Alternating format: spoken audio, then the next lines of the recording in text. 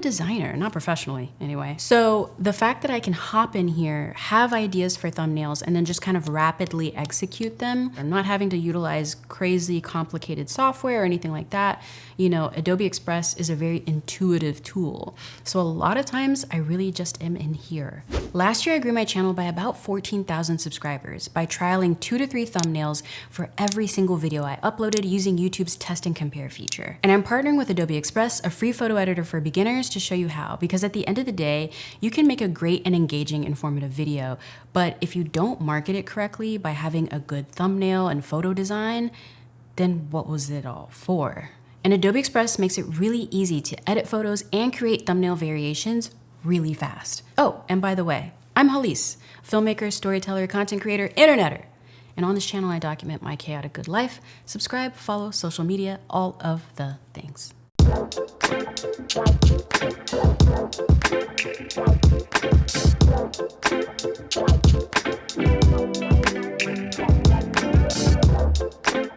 So I build most of my thumbnails in Adobe Express because it's an easy, free photo editor for social media. And it provides a lot of different design elements that I can use to create variations of thumbnails fast. So I'm gonna show you how I design these thumbnails in Adobe Express photo editor in just minutes. These are thumbnails from videos that did really well on my channel last year, talking about the Osmo Pocket 3 and how I use it and all that kind of fun stuff. And I'm gonna show you how I was able to make these variations really quickly. So let's hop right into Adobe Express and let's do that. So once you're on the Adobe Express site, just head up to the search bar at the top and type in YouTube thumbnail, and then click on the first option.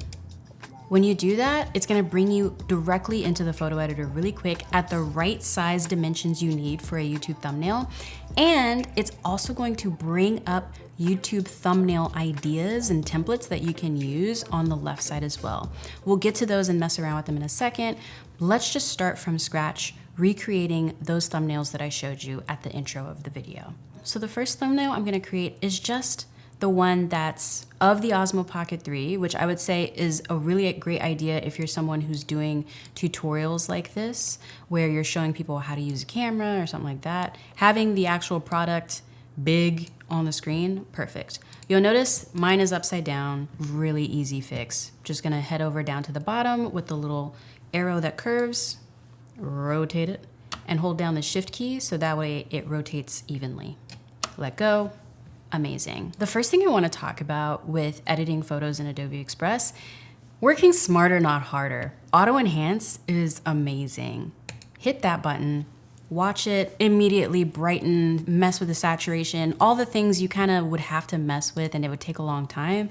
Hit a button, it more or less just does it for you. Now, if you want to go in and adjust things further, you can. You can go to this adjustment tab and, you know, mess with things even more. Maybe you want to mess with the contrast and things like that. So you'll notice in the original thumbnail design I showed you, this isn't there, right?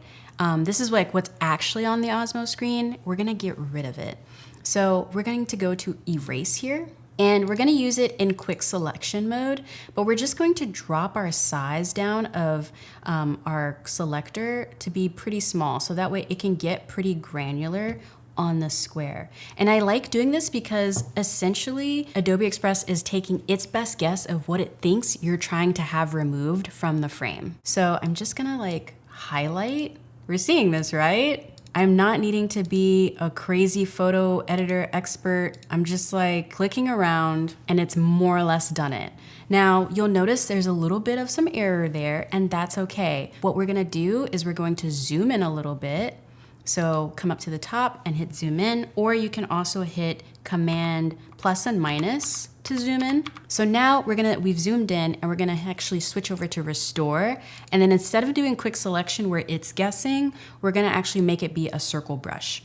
And we're just going to drop our size even further down, like pretty tiny. And we're gonna change our hardness to be like 100%, because we do want it to be a pretty straight line there. We're gonna zoom in even more, and then we're just gonna real light. Look at that, look at that.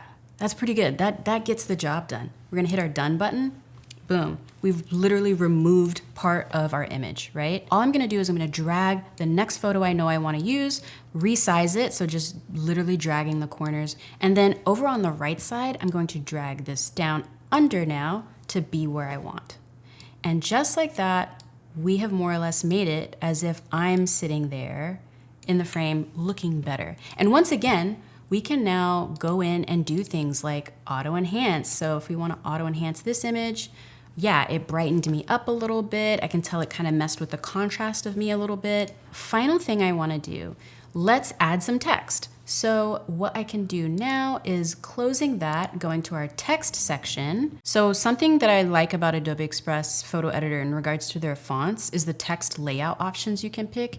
So if you want to do things like have it arch or move certain ways in how it's framed, you can. I personally like using the dynamic setting when using this because it just makes it fit within the box really well and just like adjust the settings based on that. So let's do something like this.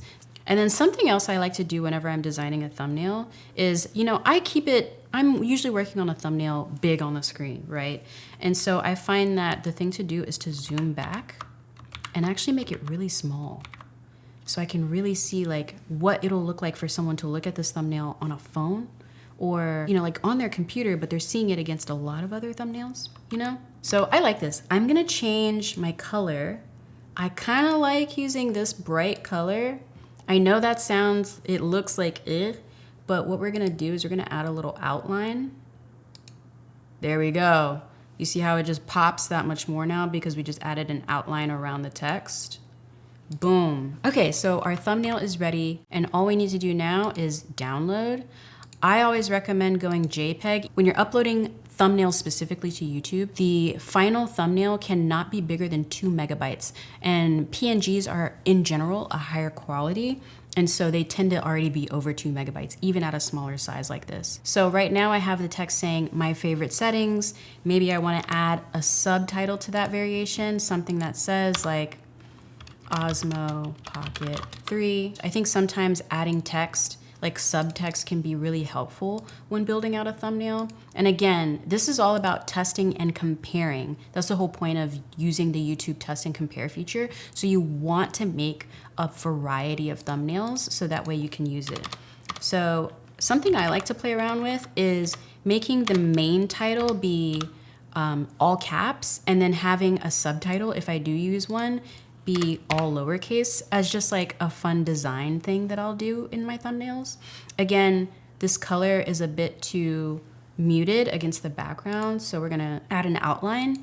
And now, just like that, I've created another variation of this thumbnail. So something I wanna do is I wanna play around with removing the background of this image, so that way I can like make it a solid variation background if I want to, or maybe I wanna like put multiple me's of the Osmo. I don't know, let's just play around. We've got time. So we're going to go down to the bottom here, add page, same size. We're gonna bring the same photo in again, quickly cropping it to be the right size, rotating it around, holding shift to make it 180. Let's go ahead and like get it more or less adjusted to where we want. And then we're gonna auto enhance as well, boom, because that kind of like helps us get, again, 80% of the way there. Now I wanna remove the background. Let's see what this does. Yes, okay, so one click, we removed the background, right? Hit our eraser and do the same thing we did before of quick selection, getting rid of me, put our brush and do restore. Love it, but we'll make sure our brush is super small. Yep, and then we're gonna zoom in. We're gonna adjust here and just align it to be pretty good, right? Great, cleaned that up, hit done. Trust me, see the vision. I feel like y'all are gonna see the vision once I start doing it, okay? So now we're throwing in my image, getting it loosely to the size we want. Perf, dropping it under. What if we have that multiple times? How fun is that? All right, so we select both, Command C, Control C on a PC, and then paste. Look at this. I always like having an option that is like just an image. You just never know what people are gonna gravitate to. The whole point of test and compare is truly to do that. I'm really liking how this looks. We have our like replicatable moment here, which I really like. Obviously the white background's kind of like bleh. So I wanna have some sort of fun situation happening in the background. This is when we can start to add the different elements that is available to you for free in Adobe Express. So if you go over to the left here at the add content, let's head over to elements, and there's an option called backgrounds. Yes. And then again, free. Ooh, there we go. That's fun. So this would be a variation of a thumbnail that I would do as my wildcard one. And that's the beauty of the test and compare feature, and also the beauty of a photo editor like this, where you can just rapidly design and then punch them out. Now I want to show y'all another variation. So the idea behind this one is before and after. So this is the after, where I'm basically trying to show people how I color correct footage, showing the raw and then the color corrected version. So I put in the color corrected one first. You can start with whatever we want. Make sure it doesn't do this. If you do this, then it just switches it out. So let me just throw it to the side there. There we go. And here is the raw. And I'm basically trying to match them up to be the same size. Now, the thing I wanna do is show the before and after, right? So the easiest way to do that is to just literally crop in. So you see, all I did was take the edge of the image, slide it over, and that's a crop. The thing I like to do with stuff like this is I wanna make sure the before and after, it looks very like, you can really tell what's happening. So the thing I'm gonna do is I'm gonna add just like a really simple shape. So I'm gonna come over here to elements again, go to all, and then head over to shapes in the corner. And then I'm just gonna type in square. Now, really quickly, I can just stretch and make it as long as you want first. Make it like go off the page so that was easier. So you see our little square there. And then I find that usually making it white is better. People really resonate with the white. Boom, before and after. Working smarter, not harder. Let's grab this text that we already know we like. Command-C, Control-C on a PC. Go back to this page that we already had set up. Paste it. And let's call it just color correction.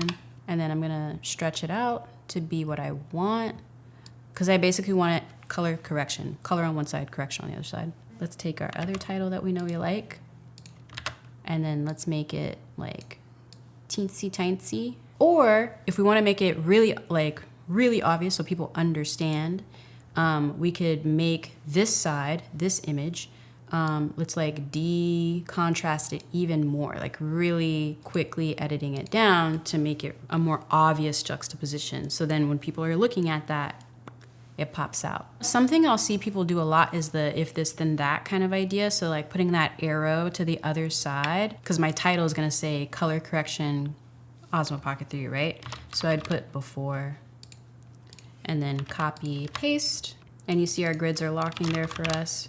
Type in after, see how we like our framing. Let's get rid of that. Let's come in here and get our arrow. So we're gonna go to elements, and then we're just gonna type in arrow. Yeah, here we go. And again, the thing about Adobe Express that I really love is a way you can just have quick experimentation on designing a lot of different thumbnails really rapidly. You have so many elements available to you. All of this in the free version. You don't have to have a subscription to utilize all of these things. Now we have this variation of the thumbnail as well. I'm not a designer, not professionally anyway. You know, I like to think of myself as one, but like, I'm not. So the fact that I can hop in here, have ideas for thumbnails, and then just kind of rapidly execute them, I'm not having to utilize crazy complicated software or anything like that.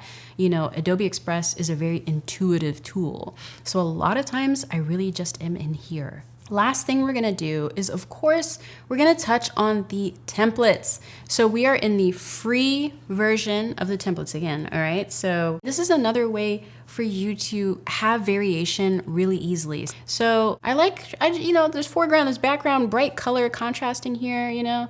Let's add this one as a page. We already have our little situation right here built out. So let's copy both. So we're gonna highlight both. Command-C, Control-C on a PC. We're just gonna drop me here now, and then we're gonna find where I am, and we're going to move me down. We're gonna group me together first, group, and then we're gonna move me down to where he is in the layers. Perfect. And then get rid of him. Nice. And then let's see here. We're also going to click both, and I'm gonna like just adjust just over. Oh, I'm already knowing what this is. Here we go, DJI Osmo Pocket 3. And then we're just gonna make it a little bit smaller. My favorite settings. You see I'm just clicking, typing, easy. We're gonna get rid of the subscribe now. I'm not big on this whole, which is probably why it took me 10 years to get to 100,000 subscribers. Shade to myself. All right, that literally took seconds.